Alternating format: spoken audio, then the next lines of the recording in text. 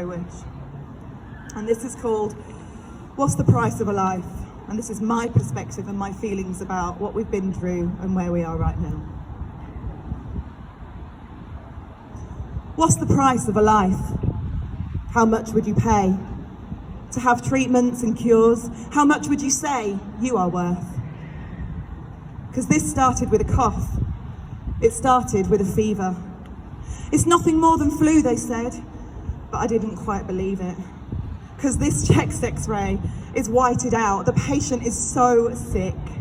In all my years of nursing, I've never seen them deteriorate so quick. A few came at first, and nervously I dressed up in PPE, not knowing if I would take it home to my young family. Should I move out? What's best to do? My son needs mummy home. But the tidal wave came. All beds were full, and the patients face down, prone. Not enough staff and not enough skills to work the ventilator, but brave staff came from other wards with their kind and gentle nature. Terrified, we desperately tried to teach them how to keep the patient safe. What it took me 6 years to learn in the space of just one day. But how do you learn to tell someone their loved one is dying over a phone and it's still not known how to cure it? And you can't all come in here to be here by her side. 7 children she had. Who loves her the most? The eldest? How do you even decide such a thing? My heart stings because it still can't understand how last goodbyes through tear-filled eyes are limited by kisses through masks and rubber-gloved hands. What's the price of a life? Because this just isn't right. When loved ones can't be with them there when they die. But we are. The moral injustice, political corruptness, but no one is listening, so why don't you trust us to tell you the truth? We are the horse's mouth, and we'll shout it aloud. We need more. More staff and more care to save lives. What's the price of a life? What's the cost? For the lives that are broken, 150,000 lost. What's the price of protection? For full PPE, from not enough to Boris's mates filling his pockets with glee. Because when plans were made in hindsight and the PPE didn't get through, conveniently the public health changed their guidelines too.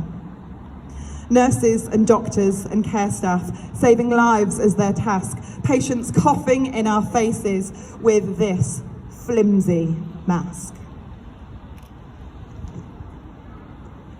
Lack of protection, lack of pay and no respect. We don't ask for much, but for pay that reflects who we are, what we do, in line with inflation, not minimum wage after payday taxation.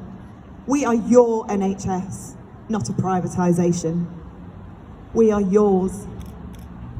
We aim to save lives, we aim to find cures, but what's the price for apathy? Because this disease will kill us. When good people do nothing, their silence is complicit. The claps on the doorstep, a pat on the back, painted signs on the road and a freebie or snack, a small token of thanks from those who do care. The small kindness and gestures, the well wishes and prayers. We love our public. Your support has been vital to help us through this never-ending cycle of pain and of sadness, while the world plays out in madness with the vastness of lies. But what's the truth? What's the value of truth amongst so many liars? The anti-vax movement and COVID deniers. We love our public, but now we need more.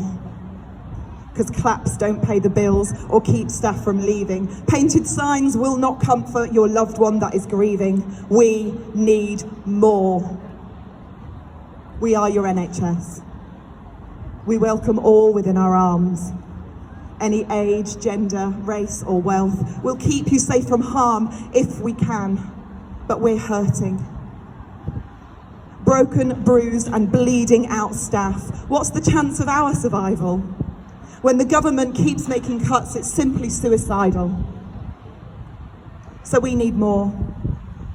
We need your votes and voices. action to force this government into making better choices when it comes to showing us respect that we have earned, not a pittance of a 1% to sit and watch us burn to the ground. Your NHS is bleeding out, with no remedy in sight. Heartbeat ceased, NHS deceased. So tell me, what's the price of a life?